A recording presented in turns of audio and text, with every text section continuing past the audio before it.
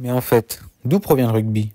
Bon, en 1823, donc il y a plus de 200 ans, lors d'une partie de football entre lycéens dans une petite ville en Angleterre, qu'un jeune homme nommé William Webb Ellis, qui fut le premier à ramasser le ballon et à courir en le portant vers la ligne de but de ses adversaires. Donc ça, c'est une légende qui date donc il y a plus de 200 ans du créateur du rugby qu'on connaît actuellement, et aussi il porte le nom de la Coupe du Monde.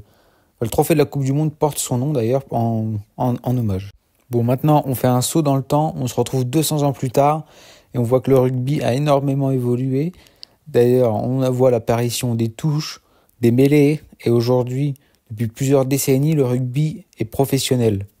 Bon, aujourd'hui, le rugby a de très belles valeurs, c'est un sport familial qui permet de se faire beaucoup d'amis, et c'est un sport vraiment fixé sur le collectif, personne n'est personnel et tout le monde s'entraîne, et voilà, c'est une vraie famille, le rugby. Bon, pour la suite, on a eu dans l'histoire du rugby d'énormes équipes et des équipes emblématiques, passant par les clubs, mais aussi surtout les sélections, comme on a aujourd'hui l'équipe de France, l'Angleterre, l'Afrique du Sud et surtout les plus connus, les All Blacks. Et puis au niveau des joueurs, on est régalé, puisque dans l'histoire, on a eu des grandes légendes comme Johnny Wilkinson, John Alomou. En France, on a eu Emmanuel Henry-Nordoki, Yajuli, Du Sautoir, Philippe Sella, etc., etc. On a eu un tas de légendes.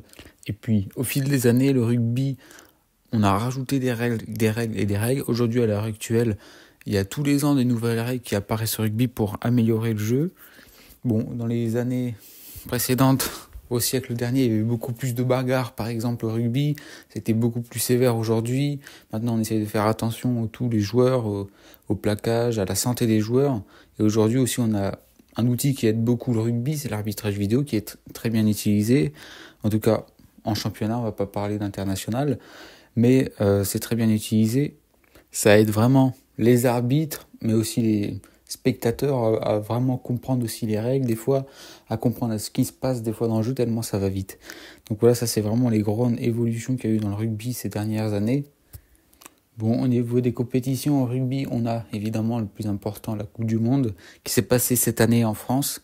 D'ailleurs, même si le résultat, nous, pour la France, n'a pas été une très grande réussite, on va dire.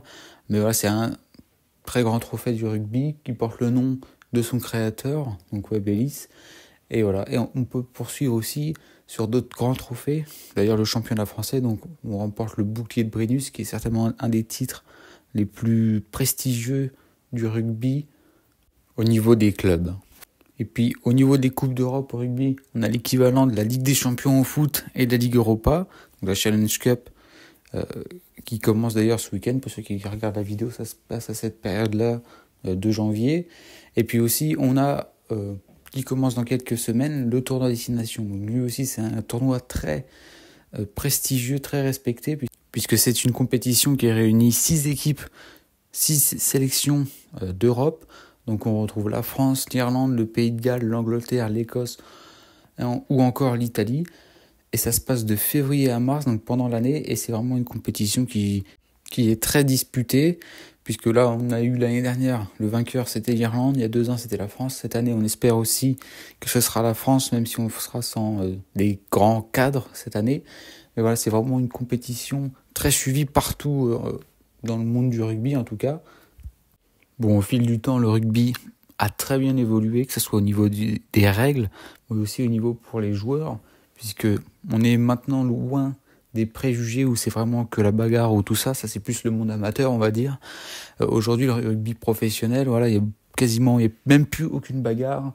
Les joueurs sont très respectueux entre eux, même si à l'époque aussi, ils étaient très respectueux aussi.